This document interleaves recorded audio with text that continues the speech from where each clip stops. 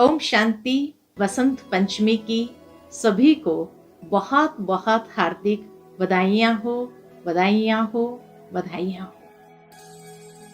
वसंत पंचमी आते ही हर भारतवासी के मन में हर्षोल्लास छा जाता है। एक सुंदर सा ऋतु परिवर्तन का, मौसम परिवर्तन का संकेत है। जैसे कि 2 महीने से धरती माँ ने शीत की चादर ओढ़ के रखी थी और अब धरती माँ भी अंगड़ाइयां लेकर के जागृत हो रही है। हवाएं बदलने लगी है, मौसम में परिवर्तन आने लगा है और इसीलिए बसंत पंचमी पर इस परिवर्तन के लिए भी हम सभी तैयार हो जाते हैं। खुशी के साथ उसको एक त्योहार के रूप में मनाते भी हैं, स्वागत करते हैं। हम भारतवासी भी कितने न सौभाग्यशाली हैं। दुनिया के अंदर किसी भी प्रदेश में न इतने त्योहार है, न इतनी ऋतु परिवर्तन हो रही है। दुनिया के अंदर कई प्रदेश ऐसे हैं जहां सिर्फ एक ही ऋतु चलती है। सारा साल शीतकाल में ही वो लोग बिताते हैं। खास करके उत्तर ध्रुव और दक्षिण ध्रुव के लोग। कई प्रदेश ऐसे हैं जहां सिर्फ 2 ऋतु चलती है और कई प्रदेश ऐसे हैं जहां 3 ऋतुएं होती हैं। लेकिन भारत में हम सभी 6 ऋतु का अनुभव करते हैं और हर 2 मास में ऋतु परिवर्तन के साथ बड़े खुशी के साथ हम उस ऋतु का स्वागत करते हैं, आवाहन करते हैं, त्योहार मनाते हुए। इसी तरह आज देखा जाए कि बसंत पंचमी अर्थात बसंत बहार का आगमन है और धीरे धीरे वो सर्दी की जो ठंडक थी कम होने लगती है और जैसे प्रकृति में भी एक नया जीवन, एक नई चेतना प्रस्फुटित होने लगती है। डाल डालियां झूमने उठती है, कोयल अपने मीठे गान आरंभ कर देती है और कोयल की कुहू से जैसे सारा वातावरण तरंगित हो उठता है। नए पुष्प, नए पत्तियां आने लगती हैं वृक्षों के ऊपर, नए फूल जैसे ही खिलने लगते हैं, अर्थात बसंत की बहार आते ही हर एक मनुष्य के मन के अंदर भी नई आशाएं, नई आभा प्रवाहित होने लगती है। जैसे कि एक नया जीवन हर एक को प्राप्त हो गया है। कितनी सुंदर ये बाहरी मौसम हम अनुभव करेंगे। जैसे जैसे वायु में परिवर्तन आता जाता है,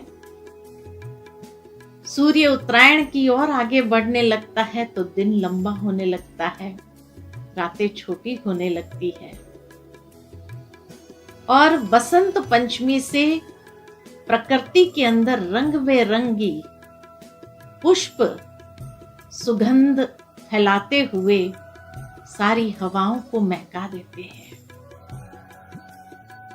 जब इतनी प्रकृति खुशी में आ जाती है तब हम समझते हैं कि सचमुच ये ऋतु अनेक प्रकार के मनुष्य जीवन में भी खुशी के रंग भरने लगती है। और बसंत पंचमी के ये हर्षोल्लास का त्योहार फिर होली के रंगों के साथ ही समाप्त होता है। इसीलिए कहा कि हम भारतवासी 6 ऋतु अनुभव करते हैं।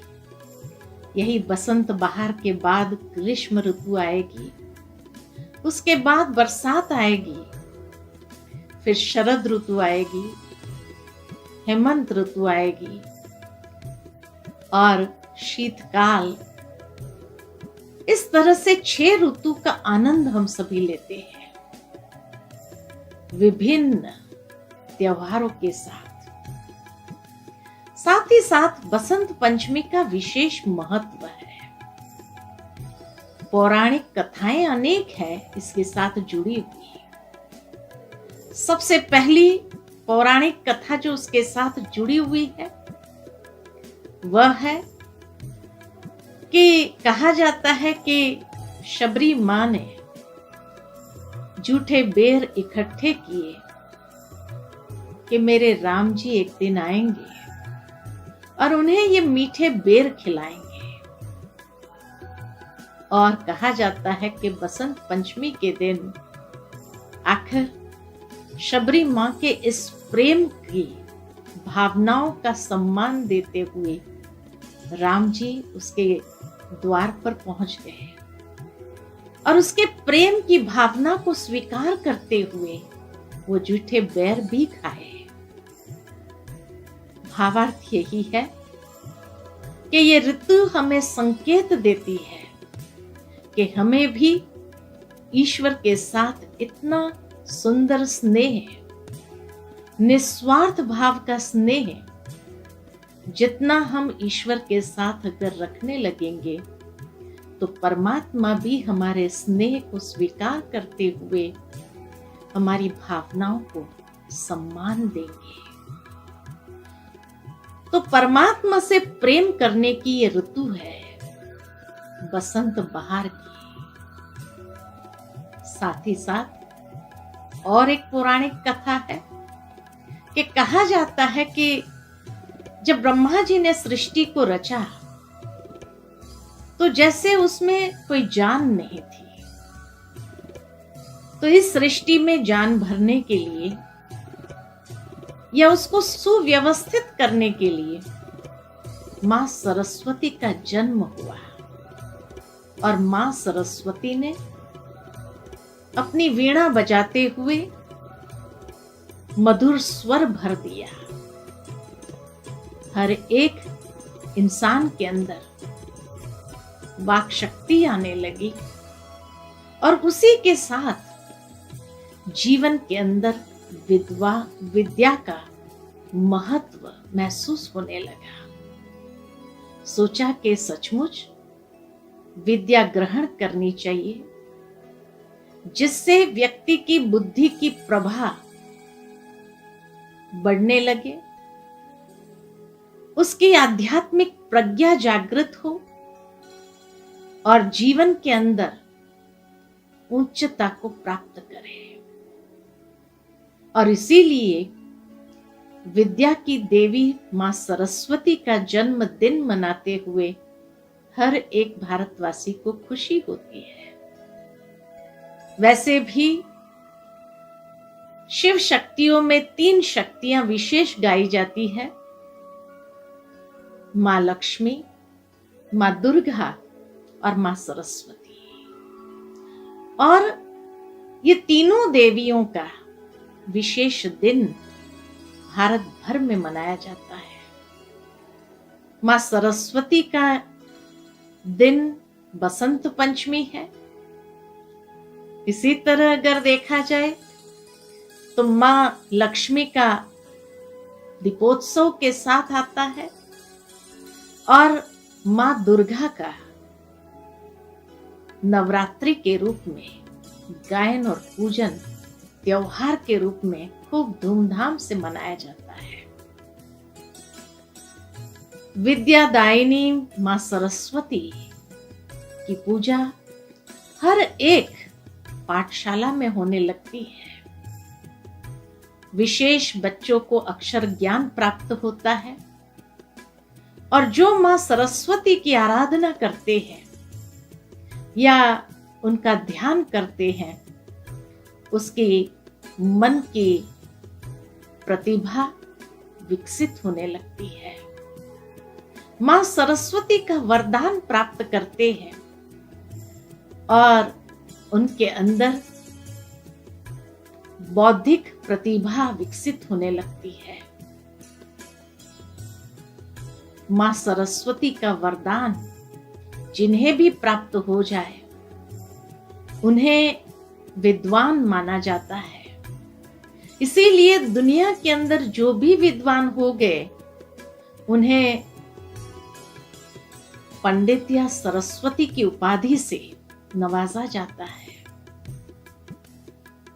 अर्थात कि वो दिव्य बुद्धि की प्रतिभा वरदान रूप में प्राप्त करता है। आज मां सरस्वती का दिव्य स्वरूप जब हम देखते हैं तो वह भी हमें कितनी सुंदर प्रेरणा देता है कि जिनके पास ये आध्यात्मिक प्रज्ञा वरदान रूप में प्राप्त कर लेते हैं, जो भी आत्माएं, तो मां सरस्वती को एक तो सफेद वस्त्रधारी दिखाते हैं, अर्थात स्वच्छता और पवित्रता का प्रतीक। हंस पर बैठी हुई, अर्थात जिसका वाहन हंस है, इसीलिए उसको हंस वाहिनी भी कहा जाता है। हंस की विशेषता यही है कि जो नीर और क्षीर को अच्छी तरह से परख करके अलग कर सके, कंकड़ और रत्न को परखते हुए अलग कर सके, और जो मोती को ही चुगता हो, अर्थात इतने अमूल्य चीज को ही ग्रहण करता हो, तो ऐसी जिसके पास आध्यात्मिक प्रज्ञा विकसित होने लगती है, उसकी बुद्धि इतनी तीक्ष्ण हो जाती जो सत्य और असत्य के बीच में अच्छी तरह से परख सकते हैं, और सत्य को अपनाना, क्षीर को अपनाना और नीर को अलग करके दूर कर देना, रत्न को ग्रहण करना, अर्थात दिव्य गुण रूपी मोती को चुग लेना, और बाकी व्यर्थ की बातों को छोड़ देना, ऐसी शक्ति उस आत्मा के अंदर आने लगती है। साथ ही मां सरस्वती का एक हाथ वरदहस्त के रूप में दिखाया है, अर्थात सर्व को सहजता से वरदान प्रदान कर देती है। वरदानी स्वरूप है और इसीलिए सहजता से उसका वरदान हम प्राप्त कर सकते हैं, लेकिन उसके लिए मन की स्थिति बहुत निर्मल और पवित्र रखनी पड़ती है। अगर मन की स्थिति में घमंड आ जाए, अभिमान आ जाए, तो मां सरस्वती का वरदान प्राप्त नहीं कर सकते हैं। तो जिस तरह से मां सरस्वती निर्मल और पवित्रता, स्वच्छता का प्रतीक, सफेद वस्त्रधारिणी है, हंस वाहिनी है, इसी तरह हमें भी अपनी बुद्धि को निर्मल, पवित्र रखनी होगी, तब मां सरस्वती का वरदान सहज ही प्राप्त कर लेंगे। तीसरे हाथ में अनेक ज्ञान के पुस्तक है, अर्थात तभी हमें विद्या का वरदान सहजता से प्राप्त होता है और आध्यात्मिक प्रज्ञा, आध्यात्मिक चक्षु हमारे खुलने लगते हैं। साथ ही साथ चौथे हाथ में माला दिखाई है, अर्थात कि निरंतर परमात्मा का स्मरण करना, उनकी स्मृति में रहना, अर्थात अजपा जाप निरंतर चलता रहे। जितने ईश्वर की याद में रहेंगे तो मां सरस्वती का वरदान सहज प्राप्त होता जाएगा। और इसीलिए उनको वीणा दिखाई हुई है, अर्थात कि जीवन के अंदर जो 7 सुर है, वो सातों सुर भर जाते हैं। 7 सुर भी गाए जाते हैं, 7 रंग भी दिखाए जाते हैं। अर्थात हमारा जीवन खुशियों के 7 सुरों से भर जाता है। खुशियों के 7 रंग समा जाते हैं और खुशी खुशी हम जीवन व्यतीत करने लगते हैं। अर्थात जीवन में वो समृद्धि का अनुभव कर सकते हैं। इसीलिए इस दिन पर जो किसान होते हैं, उनके खेतों में भी हरियाली के साथ साथ पीले पीले सरसों के फूल खिलने लगते हैं। पीला रंग, खास करके पंजाब हरियाणा के तरफ जाओ तो सभी पीले रंग के वस्त्र पहनते हैं। पीले रंग की चीजों को भोजन में भी स्वीकार करते हैं। पूरी धरनी जैसे सरसों के खेत से जैसे सुनहरी हो जाती है। ये पीला रंग समृद्धि का प्रतीक है। और समृद्धि तन मन में सिर्फ नहीं, लेकिन पूरी प्रकृति के अंदर भी समृद्धि आ जाती है, जिससे मनुष्य की जो बौद्धिक शक्ति है वो खिलने लगती है। जितनी खुशी हमारे जीवन में आती है, उतना स्वास्थ्य और समृद्धि सहजता से हम अनुभव कर सकते हैं। इसीलिए कहा कि ये त्योहार ऐसा परिवर्तन सिर्फ प्राकृतिक रीति से नहीं, लेकिन मनुष्य जीवन में भी बहुत सुंदर परिवर्तन का आवाहन करते हुए हर इंसान उसको त्योहार में खुशी से मनाते हैं। तो आज हम भी उस समृद्धि का अनुभव अपने जीवन के अंदर करें और निरंतर ईश्वर के प्रेम में स्वयं को समाते हुए उस प्रेम का अनुभव करें। बसंत पंचमी की पुनः लख लख बधाइयां हो। बहुत बहुत खुशी भरा सबका दिन गुजरे और उसके साथ आने वाले दिन भी सब बहुत सुंदर तरीके से अनुभव करें, मनाएं। ऐसी ही शुभ भावना, शुभकामना देते हैं। इन्हीं शब्दों के साथ वाणी को विराम देती हूँ। ओम शांति।